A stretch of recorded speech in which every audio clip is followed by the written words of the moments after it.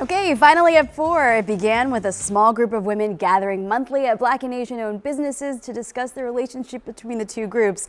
Now a local grassroots effort for racial harmony has blossomed into a mission to bridge the gap between two communities that have a history of strife. These are things that we can either just ignore and say, okay, well, this happens, or you can create intentionality around doing something about it. And so Carla Ballard, who founded social enterprise organization Ying, and Esther Castillo founded the Black and Asian Solidarity Collective. The pair got more women of color involved, and with good food as a connector, they had challenging conversations and confronted the biases in their own communities. We can do a lot of things together and heal our city. Do you feel like there's a lot of strife right now in Philadelphia between both communities? I'm going to say yes. You're seeing this now, obviously, with the 76ers development happening in Chinatown. We are excited to bring a different narrative to that, because what we'd like to highlight is where we are actually more in union with each other. Made evident in last year's first Black and Asian Solidarity event at Rec Philly.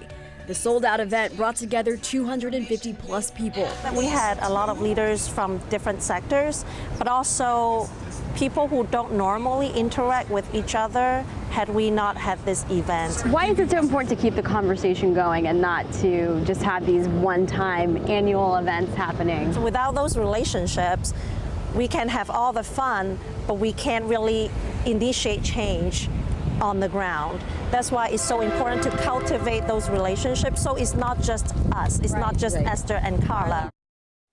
So far this group has held 2 events this year. Their third will be May 25th. Again, May is AAPI Heritage Month. Their big solidarity event will be over the summer. Brian and Sarah? Well, I know they say they don't want it just to be Esther and Carla, but boy, they are a force and they're doing such right? tremendous And it's just stuff. growing every year, which is just so phenomenal. Fans of the Black Farmers Market follow it wherever it goes between Wake and Durham counties. On this Sunday, organizers set up an open-air opportunity on a Durham Tech parking lot. It's much more than a place to socialize. This Black Farmers Market produces a lot of our income. We have regular customers that come here and purchase from us, and it allows us to grow our following and to allow people to know that we are in the community. That's important at a time when some neighborhoods are food deserts, where grocery stores are rare and fresh produce is hard to find. It also helps the sellers of goods like these, because a lot of these farmers have been in business for hundreds of years. Secondly, providing access to younger and older people in the Black community. People like Alize Mims selling cakes to kick off her second season at the market. This is helping me so much to learn my brand and help to get me involved with the community and grow my business as well. Organizers call it a form of social justice through dollars designated for small businesses and legacy brands like farms owned by Black people.